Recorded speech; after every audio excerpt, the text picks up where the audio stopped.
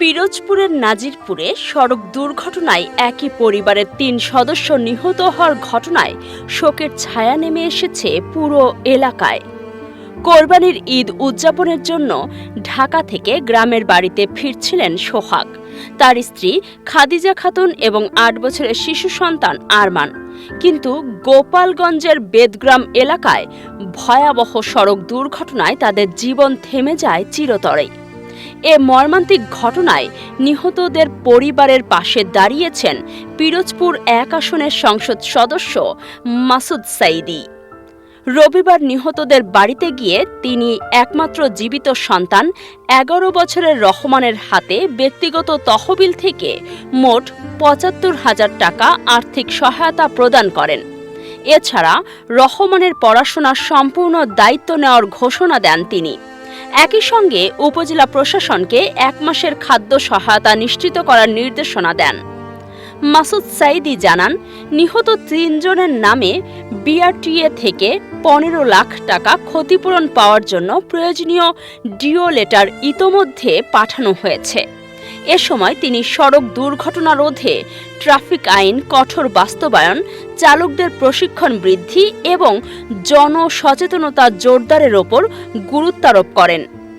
একই পরিবারের ৩ সদস্যের এমন মর্মান্তিক মৃত্যুতে এখনও শোকে স্তব্ধ কোকরাকাঠি গ্রাম।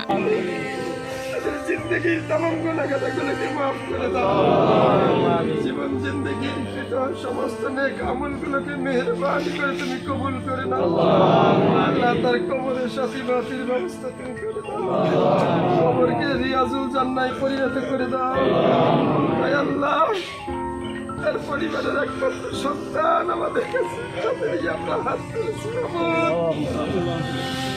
তাকে সংবরণ করার তৌফিক দিয়ে দাও আল্লাহ। তার পূর্ণ হেফাজতকারী হয়ে যাও।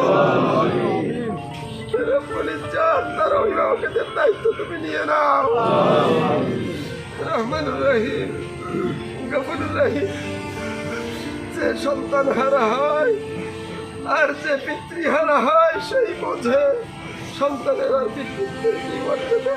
মা বাবা ভাই হারিয়ে যে সন্তান ইয়াতীম হয়ে গেছে, রব্বুল আলামিন সেই ইয়াতীমের তোমার কুদরতি নিজাম দিয়ে তুমি সকল ব্যবস্থা করে দাও আয় আল্লাহ। এখান থেকে আমাদের যে শিক্ষা আছে সেই শিক্ষা নেওয়ার তৌফিক দিয়ে দাও। اللهم اغفر وارحم وانت خير الراحمين. اللهم احفظنا من كل بلاء الدنيا وعذاب الآخرة. رب ارحمهما كما ربيانا صغيرا. رب ارحمهما كما ربيانا صغيرا. رب ارحمهما كما ربياني صغيرا. سبحان ربك رب العزة عما يصفون وسلام على المرسلين الحمد لله رب العالمين. যাতে আমাদের কবরের জীবনটা, কবরের সওয়াল জবাবের জায়গাটা আমাদের জন্য সহজ হয়ে যায়, কবরের শাস্তি থেকে যেন আল্লাহ তাআলা আমাদের মাফ করে দেন। এই জন্য সম্মানিত ভাইয়েরা, আপনাদের কাছে বিনীত অনুরোধ থাকবে, এরকম অসংখ্য জানাজা আপনারা এসেছেন এবং পড়েছেন, ঠিক না? সোহাগের মতো অসংখ্য জানাজা পড়েছেন, কিন্তু জানাজা থেকে আমরা কি শিক্ষা গ্রহণ করেছি? আমরা কি আদৌ আমাদের জীবনটাকে পরিবর্তন করেছি? আমরা যে জানাজার নামাজ পড়লাম, আসরের নামাজের পরে ধরে নিলাম, মাগরিবের নামাজটা আমরা কয়জন পড়েছি? এশার নামাজটা কয়জনে পড়েছি? এই জন্য সম্মানিত ভাইরা, আসুন আমরা আমাদের জীবনটাকে পরিবর্তন করি।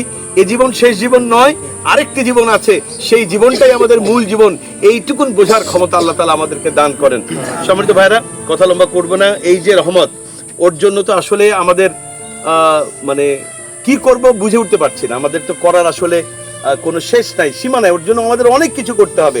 তবে আমি আপনাদের সামনে এই রহমতের জন্য আমি আমার ব্যক্তিগত তহবিল থেকে রহমতের জন্য ৭৫,০০০ টাকা নিয়ে এসেছি। আজকে ওর হাতে আমি ৭৫,০০০ টাকা দেবো ইনশাআল্লাহ। এবং ওর ১ মাসের খাবারের ব্যবস্থা আমি করেছি। চাল ডাল নিত্য প্রয়োজনীয় যা যা লাগে সব ব্যবস্থা হবে ইনশাআল্লাহ। আমার সম্মানিত চেয়ারম্যান যিনি আছেন, আগামীকাল বা পরশু তার কাছে পৌঁছে দেব, তিনি পেয়ে যাবেন, তিনি রহমতের কাছে পৌঁছে দেবেন। আর একটি বিষয় হলো, সড়ক বিআরটিএ যেটা সড়ক পরিবহন সংস্থা, সড়ক দুর্ঘটনা নিহতের জন্য কিছু টাকার বরাদ্দ তারা দেয়। যারা একজনকে 5 লক্ষ টাকা করে দেয়।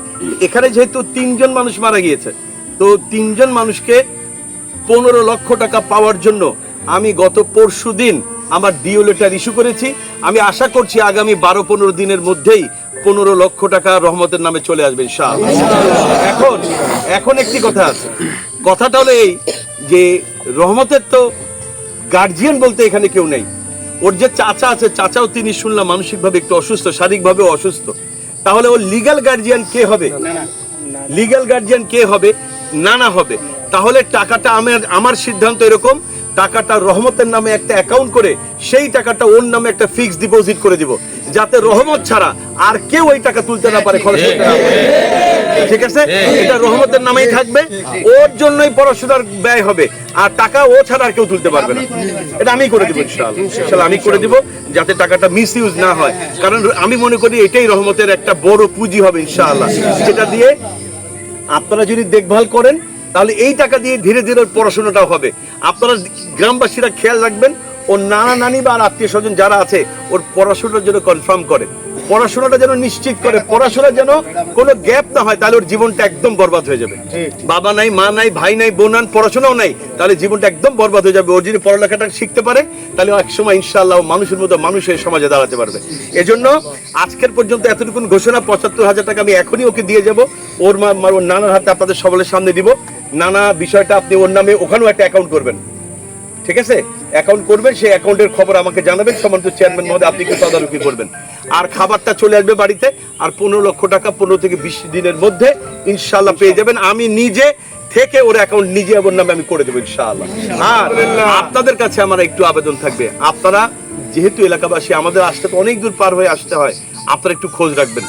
আমি রাসূলের একটা হাদিস শুনিয়েছিলাম যে রাসূল বলেছেন আমরা পাশাপাশি থাকবো। রাসূলের পাশে থাকতে চান না? চান না? তাহলে রাসূলের পাশে থাকার লোভে অন্তত ওর খেয়াল রাখবেন, তাহলে হয়তো আল্লাহ তাআলা আপনার প্রতিও বরকত দিবেন, আর এই বাচ্চাটাকেও একটা মানুষের মতো মানুষ হওয়ার সুযোগ দিবেন। আমার পাশে এসিলেন সাহেব আছেন, আমি তার মাধ্যমে ইউনো মহোদয়ের কাছে মেসেজ পাঠাবো, ওর ঘরের অবস্থাটা ভালো না, ওর যাতে একটা ভালো ঘর পায়, সেই ঘরের জন্য একটা আবেদন ওর নানার পক্ষ থেকে করা হবে।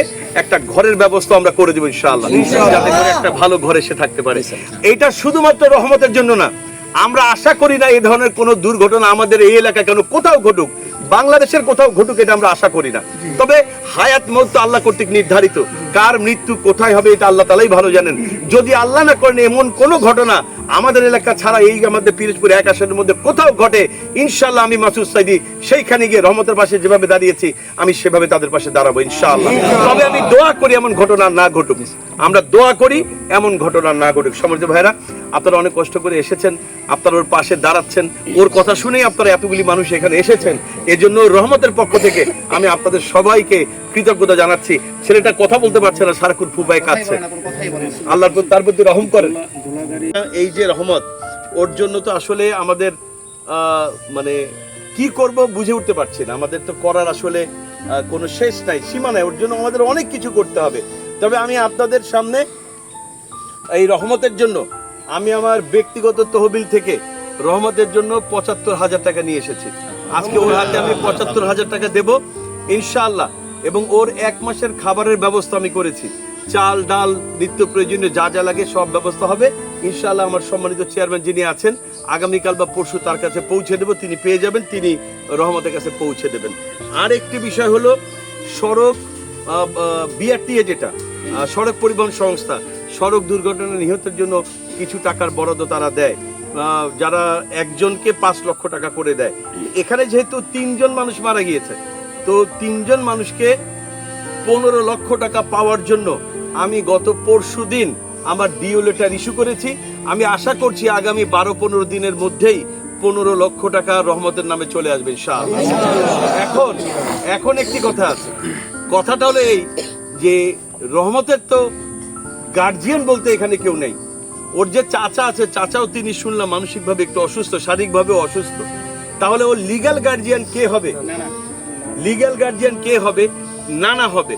তাহলে টাকাটা আমার সিদ্ধান্ত এরকম, টাকাটা রহমতের নামে একটা অ্যাকাউন্ট করে সেই টাকাটা ওর নামে একটা ফিক্সড ডিপোজিট করে দিব, যাতে রহমত ছাড়া আর কেউ ওই টাকা তুলতে না পারে, খরচ করতে না পারে।